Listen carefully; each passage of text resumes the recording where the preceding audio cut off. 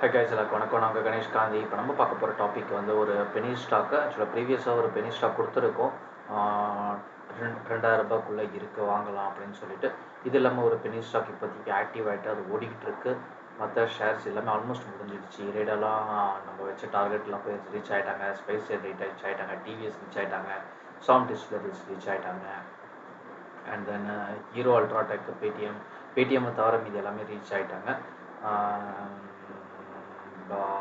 அவ்வளோதான். அதுக்கப்புறம் காஹினூர்னு சொல்லிட்டு ஒரு ஸ்டாக் நான் இங்கே எங்கேயோ போட்டிருக்கேன். இதில் போட்டிருக்கேன். நான் தனியாக வேணால் போட பார்க்குறேன். இன்றைக்கி நம்ம பார்க்க போகிற வந்து யாமினி இன்வெஸ்ட்மெண்ட்டு.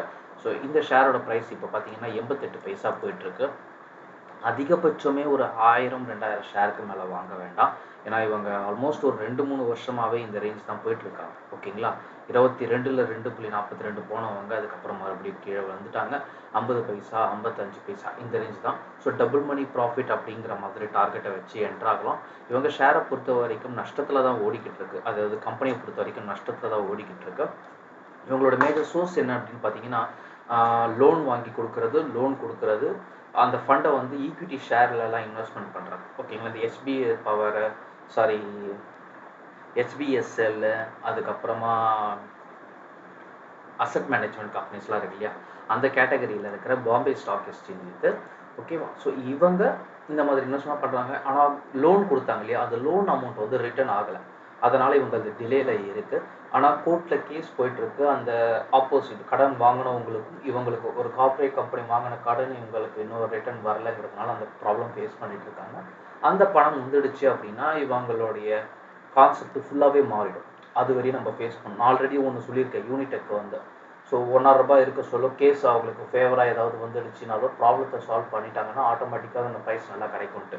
ஸோ ஆல்மோஸ்ட் ₹1 ₹1.5 போயிட்டு இருந்தது, இன்றைக்கி ₹8 ₹9 ₹10 கிட்ட வந்துடுச்சு இல்லையா? அதே மாதிரி தான் இந்த ஷேரும். இதே இன்வெஸ்ட்மெண்ட் பண்ணலாம். இதோட புக் வேல்யூ பார்த்துக்கோங்க நீங்கள், 1.28 போயிட்டுருக்கு. ஓகேவா? ஆல் டைம் ஹை பார்த்தீங்கன்னா 71.6 போயிருக்கு. And then all time low பார்த்தீங்கன்னா 0.19 போயிருக்காங்க. அப்பர் சர்க்கியூட் வந்து 0.92ல் லாக் பண்ணியிருக்காங்க.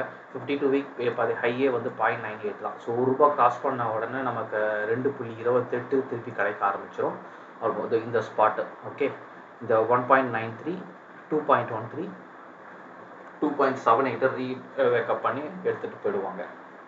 ஓகேவா? இந்த ஷேர் மேலே ஒரு பெனி ஸ்டாக்காக நீங்கள் ஒரு கான்சன்ட்ரேட் பண்ணுறது உங்களுக்கு நல்ல ப்ராஃபிட் எல்லாம் இருக்கும். வேறு ஏதாவது டவுட்ஸ் இருந்தால் கீழே கமெண்ட்ஸில் போஸ்ட் பண்ணுங்கள். நெக்ஸ்ட் வீடியோவில் பார்க்கலாம். Thank you, take care, bye bye.